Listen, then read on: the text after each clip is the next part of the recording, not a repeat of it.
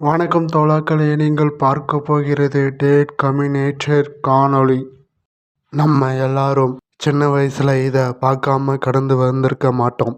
இங்கே ஆரம்பிச்சது தான் கூட பார்த்த நண்பர்களையும் இதை பார்த்து நீயும் நானும் மோதி பார்க்கலாமா, போட்டி போட்டுக்கொண்டு தோத்தவன் கண்டிப்பாக இதில் ஏதாச்சும் வாங்கி தரட்டும் சொல்லி இந்த மாதிரி போட்டியை நடத்திருப்போம். இதை போல சைகையை பண்ணி நம்ம எல்லோரையும் தலை வணங்க வச்சவர் தான் ஜான்சின். பார்த்து யாரெல்லாம் உங்களுக்கு பிடிச்ச ரெஸ்லர் போல் இவங்களோட சைகை செஞ்சுருக்கங்கன்னு என்னோட கேள்விக்கான பதிலை மறக்காமல் சொல்லுங்கள். அது வரைக்கும் காணொலியை முழுசாக பாருங்கள். முடிகிற வரை வாழ்க்கையில் யாருக்கும் தோல்வி என்பது கிடையவே கிடையாது. முயல்கின்ற வரைக்கும். WWEவின் மறக்க முடியாத சூப்பர் ஸ்டார் ஜான்சினாவின் வாழ்வில் தெரிந்ததும் தெரியாததும் 5 விடயங்கள். ஜான்சினா தனது மல்யுத்த விளையாட்டு வாழ்க்கையில் கலந்து கொண்ட போட்டிகளின் பதிவு செய்யப்பட்ட எண்ணிக்கை 2329. வெற்றி பெற்ற போட்டிகளின் ஏறத்தாழ எண்ணிக்கை 1024. இது சுமார் 78.3 விழுக்காடு என்ற ஈர்க்கக்கூடிய வெற்றியை பெற்றார். இதில் இவரோட மொத்த இழப்பு பார்த்தோம்னா 447 என்ற சமநிலை. WWE போட்டியில் தோல்வியில் விழுந்திருக்காரு. ஜான்சினா 16 முறை உலகம் சாம்பியன் வென்றிருக்காரு.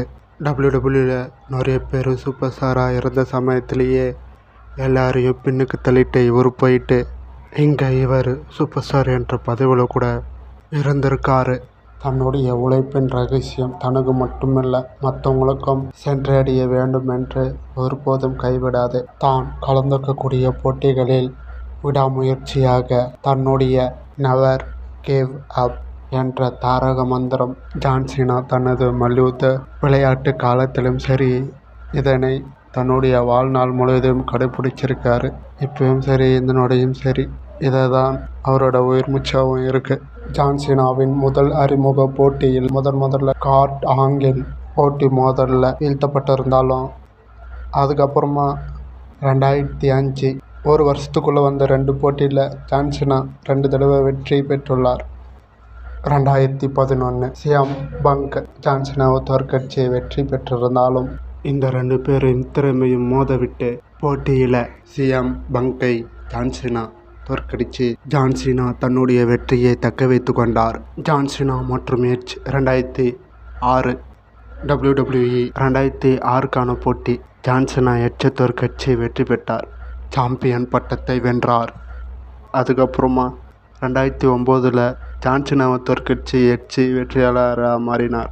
ஜான்சினா மற்றும் தி ராக் இருவருக்குமான போட்டியில் 2012 நடந்த மேட்சில் 2012 ராக் கிட்ட தோற்று போனாலும் ஜான்சினா அடுத்த வருஷம் 2013 ராக்கு தோற்கடிச்சு திரும்பியும் தன்னுடைய வெற்றியை தக்க வச்சுக்கினார்.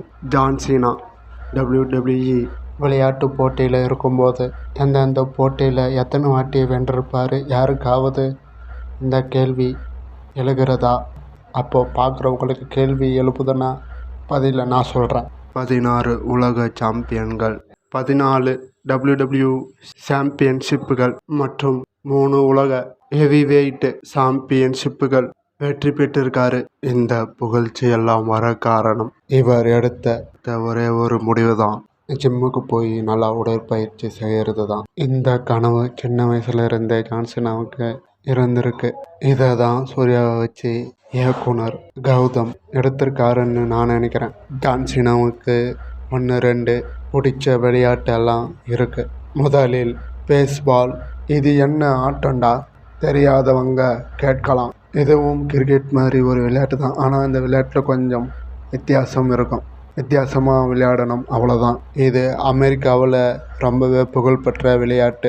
இந்த விளையாட்டு ஜப்பானில் கூட புகழ்பெற்று இருக்கு. இந்த விளையாட்டு அமெரிக்காவில் எங்கே நடந்தாலும் ஜான்சினா பார்க்காம இருக்க மாட்டார், போய் பார்த்துருவார். ஜான்சினாவை பிடிச்சவங்க 600,000 கோடி பேர் இருந்தாலும் ஜான்சினாவுக்கும் இந்த விளையாட்டு ஃபுட்பால் மீதும் அந்த விளையாட்டை விளையாடுற நபர் மீதும் ஒரு ரசிகனாக இருக்கார். அவர் யாருன்னு பார்த்தீங்களன்னா அவர் தான் ரொனால்டோ.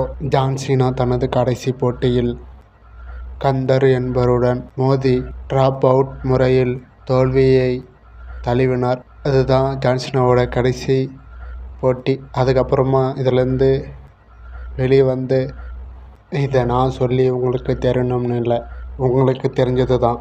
நான் WWE பார்த்து கருப்பு கலர் ஒயரில் தான். அதுக்கப்புறமா கொடைக்கு மாறினதில் இந்த WWE இருந்த ஆர்வம் காணாமல் போச்சுன்னு தான் சொல்லணும். இப்போது டிவியில் இந்த சேனல் இருந்தாலும் நல்ல நல்ல மேட்ச் எல்லாம் கண்டிப்பாக கிடைக்க போகிறதில்ல.